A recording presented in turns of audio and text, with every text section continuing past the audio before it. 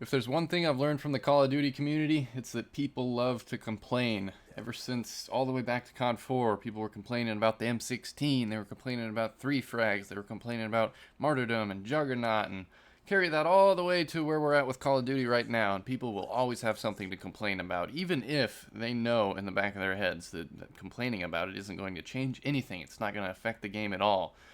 In some cases, you can complain directly to the developer or directly to the company that makes the game, and you might actually have some luck in getting something changed.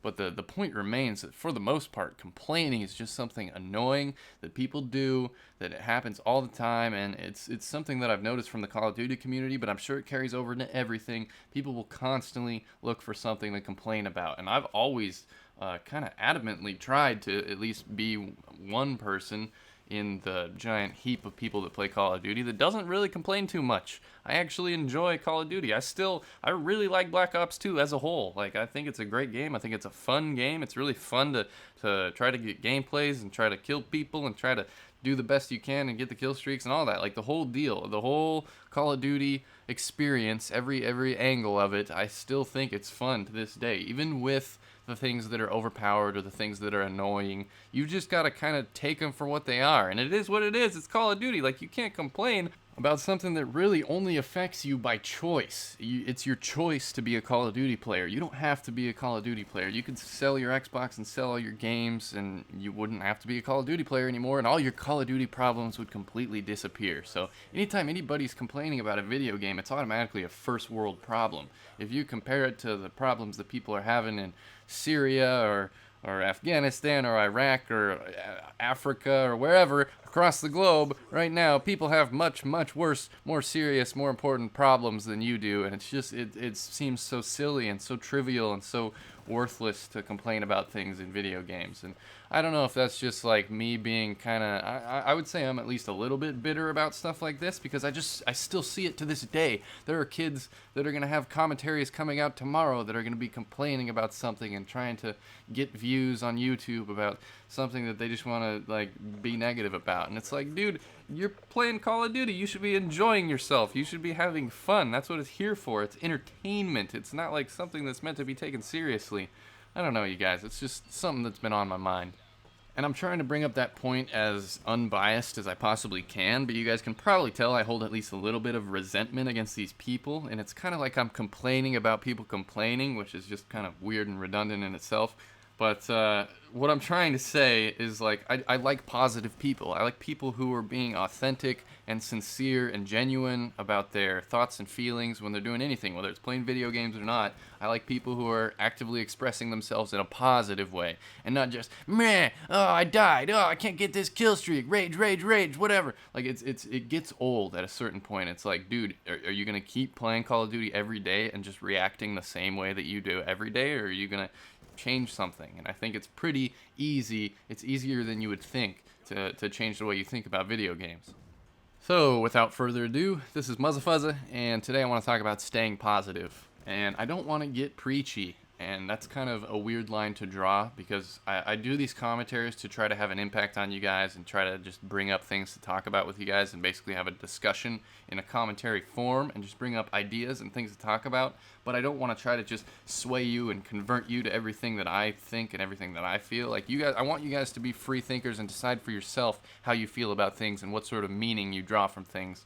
I'm not trying to be some sort of dictator commentator that wants you to walk, talk, and act like me. I really don't care. I think people's differences are what's important, and it's cool to be you, so go be you, okay? Whatever. It always sounds so cheesy talking about any of this stuff, but it's true, and it's stuff that resonates, and it's stuff that's important, so I figure I might as well talk about it with you guys.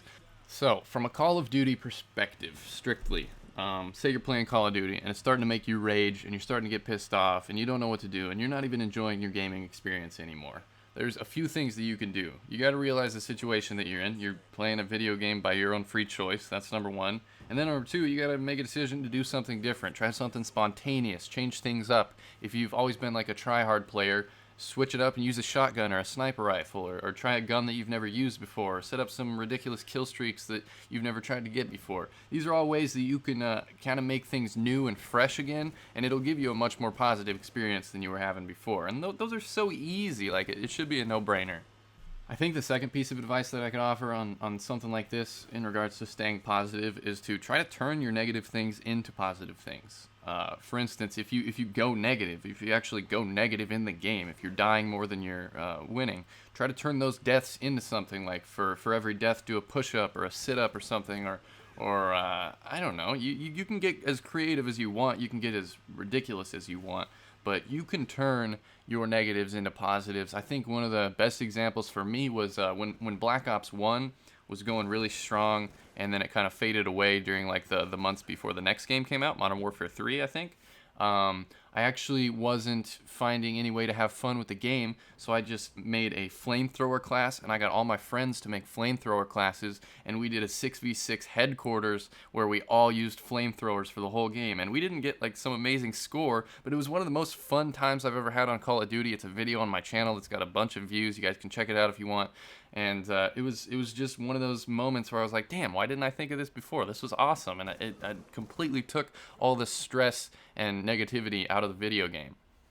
And yeah, this is the internet. There's going to be haters. There's going to be negativity everywhere you go. It's actually pretty normal. I think it's something people are used to by now. If you hop on an Xbox Live microphone, you're going to hear some ridiculous shit. You're going to hear some racist comments. You're going to hear some yelling. You're going to hear some raging. And it's pretty normal. And I think it's pretty normal for people who go out as well. If you're going out into the real world, you might see a bar fight. You might see some people yelling at each other. Anything could happen, and it happens all the time.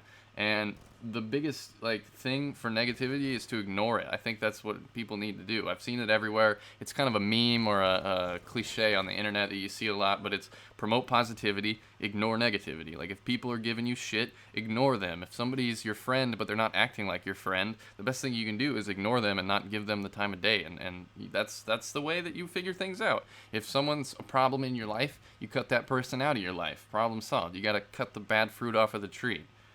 And that's about it from me. I just wanted to pass on a few things, share a few things with you guys about how I stay positive and how I try to be a positive person. And I think it's helped me, it's helped my life, it's helped my relationships, it's helped even my gaming in a way, just being a positive person overall. And it helps me appreciate things. That's one of the biggest things. You have to appreciate everything in your life that you have. You got to appreciate the games. You got to appreciate the people. You got to appreciate the situation and the circumstances.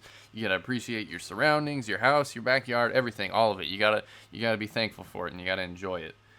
So enjoy it. Enjoy your damn life, fools. I hope you guys enjoyed this commentary. If you did, hit that like button. Help me share this commentary around. Share this commentary with one of your friends that needs to be more positive.